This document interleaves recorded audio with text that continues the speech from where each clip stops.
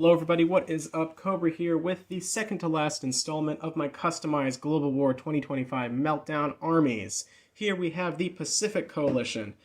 As I said with the Caliphate, the Pacific Coalition is another nation that isn't really a nation of sorts. It's a compilation, a kind of alliance, and as the name suggests, a coalition of different countries that make up one mega nation that you play as in Global War 2025. So, the Pacific Coalition, as the name kind of shows, is mainly based out of the Pacific, but it does have some little holding or influence in Africa in the form of South Africa. So, basically, we have the Pacific Coalition here. We've got this nice yellow. These guys were probably one of the hardest factions to paint because yellow is a very difficult color to apply to different nations, and if you can kind of tell here, it does come out a little different on different units. But basically what I had to go about doing was spraying all of these guys with a white base coat, and then after that, going over them with a couple coats of yellow. So, I do like the effect. The really bright yellow I think I like a lot more than the original kind of dull plastic yellow. So, here we have the Pacific Coalition. This is my airborne unit. As I've said before, one of my favorite additions to this game, just a 172 guy thrown on top of an airborne marker. And with the Pacific Coalition being made up of different nations, we have kind of a assortment of sculpts here. Now this guy in the middle, I usually place in South Africa. He's got his sleeves rolled up, a beret, kind of a high-powered rifle. I don't know why, it kind of gives me the South African kind of bush aesthetic. The out-of-box units that the Western Alliance shares, this kind of futuristic soldier with the exosuit, I usually throw into the more advanced places like South Korea and Japan, kind of the places where you know there's a lot of American investment going into, and also military, investment and infrastructure. And then finally, we've got some just kind of generic modern soldiers and some older soldiers like 60s era uniforms for some of the nations like in India and I forget where else I usually place them.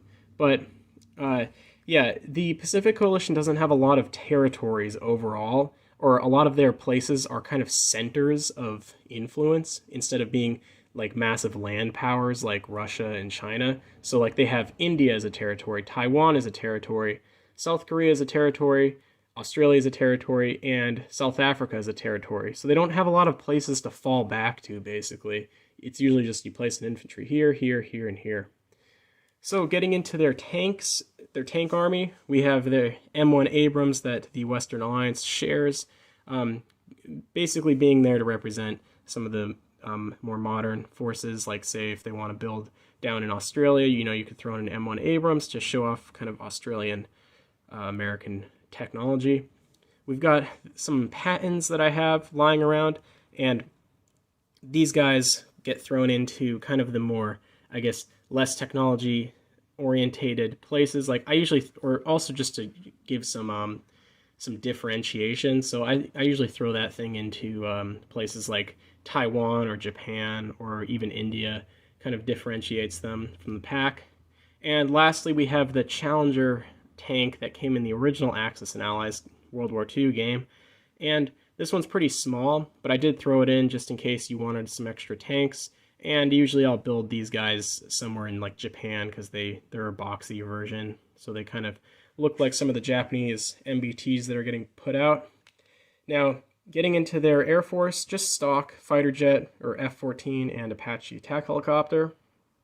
And into their Navy, we did get a couple pieces from HBG. So here we have the Vicar, or the, Vicarant, probably pronouncing that wrong, but it is a Indian supercarrier. I can't remember which, I think, yeah, bought from Russia, this ship. So you could probably buy these and make them Russian ships. I don't know how much they changed since their introduction into the Indian Navy, but that they do start the game with this ship, so it is nice to have it. Here we have the Amphibious landing ship, probably an important asset that the the Pacific Coalition can and probably should buy at some point. The only problem is that they, because like I said, they have a lot of sporadic territories that aren't really connected via land. So having a transport to be able to get to and from those places is important.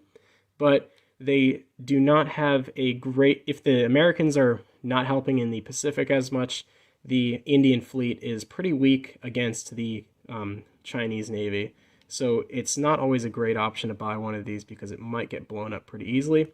But I went with the Japanese Izumo class amphibious landing ship. And though this is kind of scaled more of being a carrier or super carrier, I definitely think that its look overall and the fact that it is a slight bit smaller makes it a better amphibious landing ship. And for the rest of the fleet assets, we have stock units, but kind of different. I've done some switching around. So we have the Arleigh Burke class destroyer as their missile destroyer, and then the Ohio class submarine, or I think it's the Ohio. The Virginia class submarine as their ballistic sub, or their cruise missile sub. But then I ended up using I think, as you guys saw in my Russian video, I had made new Russian frigates, and then I introduced the stock Russian frigates into the Indian Navy, because in doing research for the Indian fleet and the Japanese Navy, kind of the two places that the Pacific Coalition gets naval assets, they have a more 60s era aesthetic with the kind of boxy Americanized design. So I went for those ships, and they are a cool little addition because, as you can see here, they're a lot different than, let me grab one of them, the American stock Western Alliance Independence classes. So you can see here, way different than the other ships that you're going to be seeing for the Western Alliance. So I really like that addition.